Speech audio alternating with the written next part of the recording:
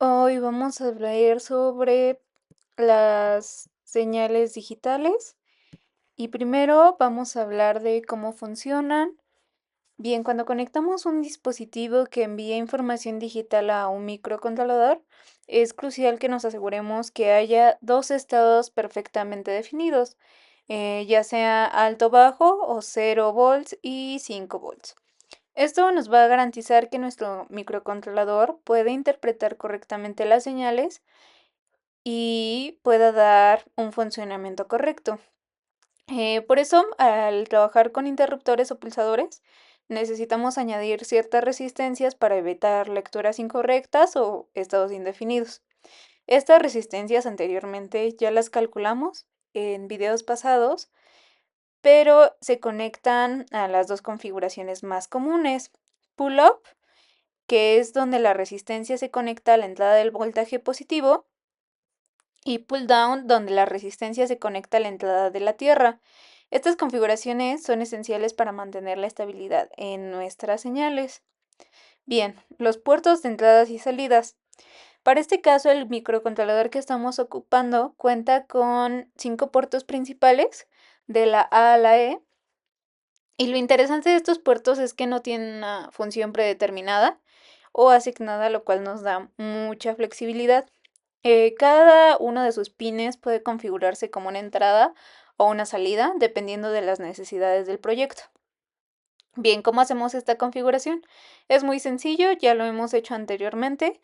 Ocupamos los registros TRIS y PORT, que el registro TRIS nos sirve para definir si el pin será una entrada o una salida, y el PORT nos sirve para leer o escribir datos en los pines configurados. ¿Cómo hace esto? El TRIS configura los pines de cada puerto cuando uno es igual a una entrada o 0 cuando queremos una salida. Y nuestro registro port lee o escribe el puerto previamente configurado. Hay algunas excepciones que vamos a tocar. En los puertos del PIC, que incluyen canales analógicos multiplexados, es necesario realizar una configuración adicional para definir que el pin funcionará como una entrada analógica o digital estándar, y esto se hace mediante dos registros claves. Perdón por los sonidos de notificación.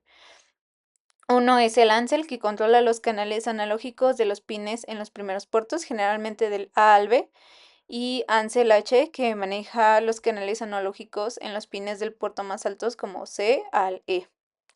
En estos registros utilizamos el 1 para habilitar como modo analógico y el 0 para habilitar como modo digital. Por ejemplo, si configuramos un pin con un 1 en un ANSEL, el microcontrolador lo tratará como una entrada para sensores analógicos, y si usamos el 0, este mismo pin funciona como una línea digital.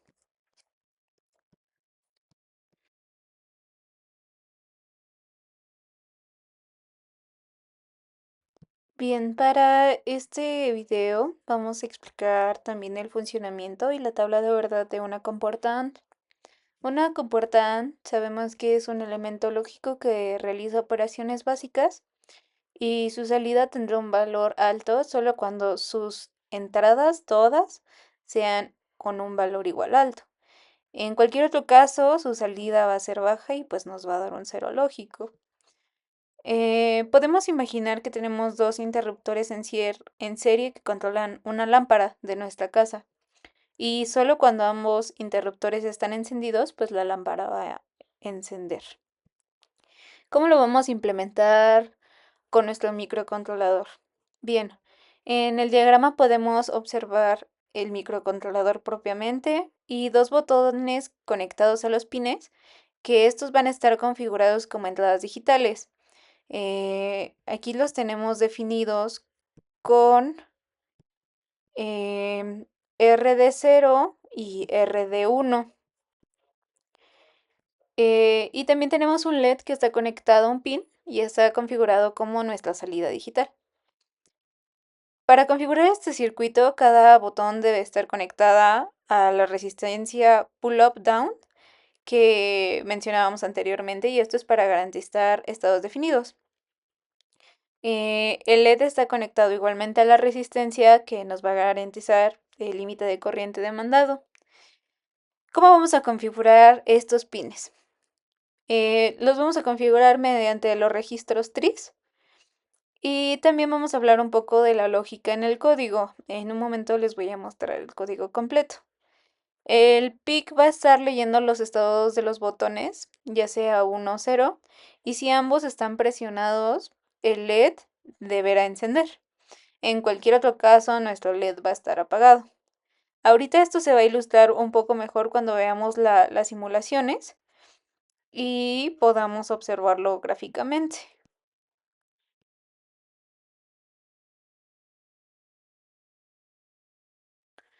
Bien, en el código, las primeras líneas, recordemos que define el tipo de microcontrolador y configura nuestros registros esenciales, como lo son el oscilador interno, eh, el perro guardián, power up timer, entre otros. Luego tenemos la definición de los pines, donde le estamos asignando nombres para facilitar justo esto, la lectura del código. Configuramos las entradas, donde los botones son nuestras entradas propias y las salidas es nuestro LED. Y en los últimos dos párrafos del código definimos el bucle principal, donde el microcontrolador va a estar evaluando continuamente el estado de los botones para darnos una salida. En nuestro diagrama de flujo, en el inicio, vemos que se configuran los pines de los botones como entradas y el LED como salida. Luego tenemos la evaluación del botón 1, donde si el botón está presionado, se continúa al siguiente paso y si no, se apaga el LED. Si seguimos al siguiente paso, es la evaluación del botón 2, donde si está presionado también, se va a encender el LED y si no, pues regresamos al inicio. Y se repite el proceso hasta un bucle que es infinito.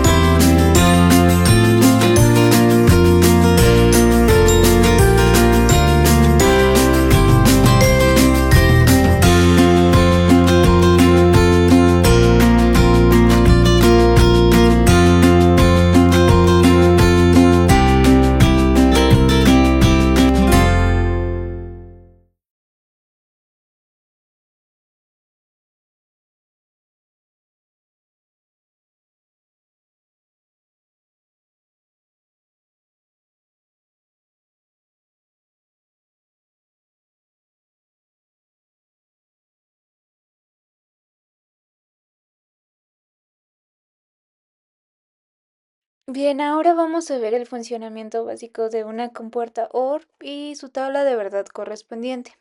Igualmente es un elemento lógico, pero la diferencia es que va a generar una salida con un valor alto si alguna de sus dos entradas es 1. Entonces, en este caso es el caso contrario, que únicamente si todas las entradas son cero, pues también la salida va a ser un cero. La tabla de verdad para la compuerta OR de dos entradas se ve así como en la imagen. Y nuestra regla clave va a ser que la salida será 1 si A o B o ambas son unas. Para nuestra aplicación con el microcontrolador, vamos a simular el funcionamiento de la compuerta con dos botones conectados a los pines de la entrada y aparte vamos a dejar la compuerta AND que ya tuvimos en el ejercicio anterior. ¿Cómo la vamos a configurar? Bueno, pues vamos a conectar igualmente los dos botones que ya estaban y con las resistencias que definimos como pull down para evitar estados flotantes. También vamos a conectar un segundo LED a nuestro siguiente pin con la resistencia correspondiente. ¿Cómo va a ser el comportamiento esperado? Bueno, si cualquiera de los botones o ambos se presiona, pues el LED tiene que encender. Y si ninguno está presionado, el LED está apagado, como en el caso, sería el caso contrario a nuestra otra compuerta. Em, en el código podemos ver que definimos que van a ser igual nuestras entradas y salidas. Lo único que cambia es la condición lógica para nuestra compuerta, donde si alguna de las dos botones tiene un estado alto, pues va a encender.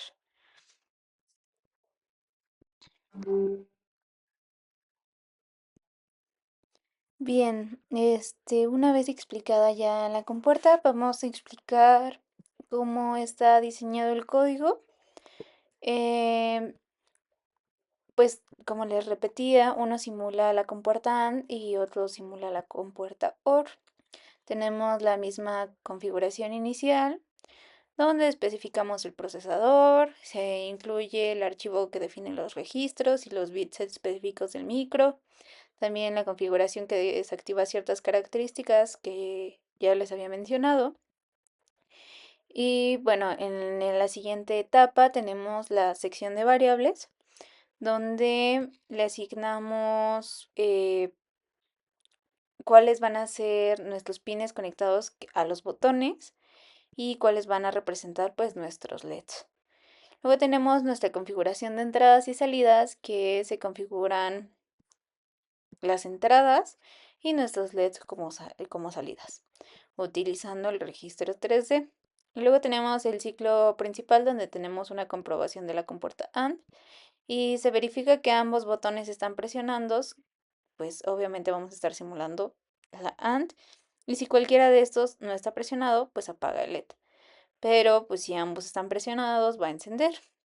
Luego tenemos la comprobación de nuestra compuerta OR, donde con cualquier botón que esté presionado, pues tiene que encender y si ninguno está presionado, pues se tiene que apagar.